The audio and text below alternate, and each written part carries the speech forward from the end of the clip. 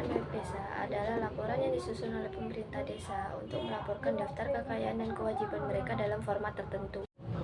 Isu-isu atau masalah dalam laporan. Yang pertama, tingkat kesadaran. Banyak desa yang masih kurang sadar akan pentingnya melaporkan kekayaan mereka dengan jelas dan transparan. Yang kedua, sumber daya manusia. Keterbatasan pengetahuan dan keterampilan dalam mengelola dan melaporkan kekayaan desa adalah hambatan utama. Yang ketiga, akses informasi. Keterbatasan akses terhadap informasi yang akurat dan up-to-date juga menjadi masalah dalam pelaporan kekayaan milik desa.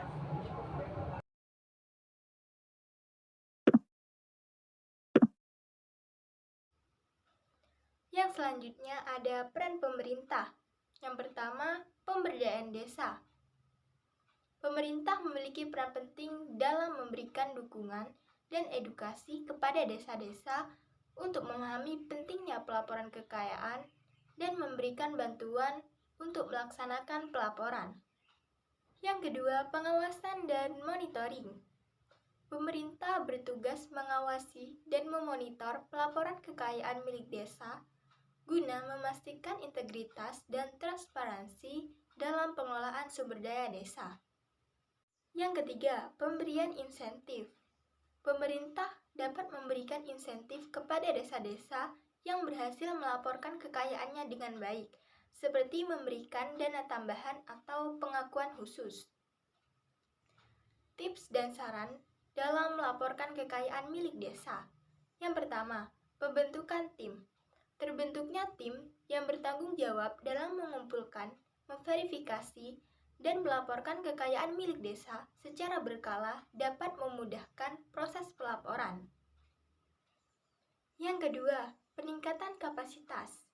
Meningkatnya kapasitas sumber daya manusia di desa melalui pelatihan dan pendidikan dapat membantu memastikan pelaporan kekayaan yang efektif dan efisien. Yang ketiga, kolaborasi antar desa. Desa-desa yang bekerja sama dan saling berbagi pengalaman mereka dalam pelaporan kekayaan milik desa sehingga dapat belajar dari satu sama lain dalam memperbaiki pelaporan kekayaan milik desa mereka.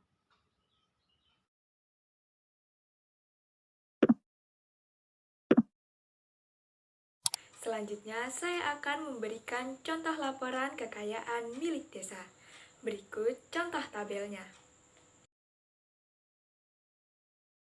Aset desa sendiri memiliki pengertian barang milik desa yang berasal dari kekayaan asli desa, dibeli atau diperoleh atas beban anggaran pendapatan dan belanja desa, atau perolehan hak lainnya yang sah. Aset lancar terdiri dari 3 bagian. Yang pertama ada kas daerah. Kas daerah adalah uang milik pemerintah desa baik yang disimpan di bendahara desa maupun rekening kas desa. Yang kedua adalah piutang.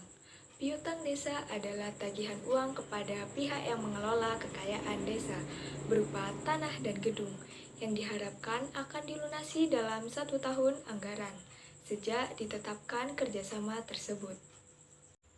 Yang ketiga, persediaan. Persediaan adalah suatu kekayaan berupa barang milik pemerintahan desa yang dinilai dengan uang, baik uang kertas maupun surat berharga dalam periode normal, seperti kertas segel, materai deposito, dan giro.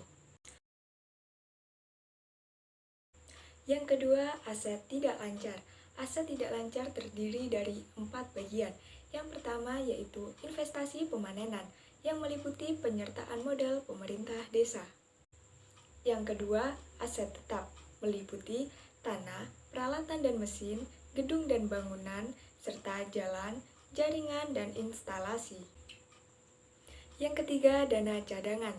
Dana cadangan adalah dana yang disisihkan untuk menampung kebutuhan yang memerlukan dana yang relatif besar, yang tidak terpenuhi dalam 1 tahun anggaran. Yang keempat, dana cadangan lainnya.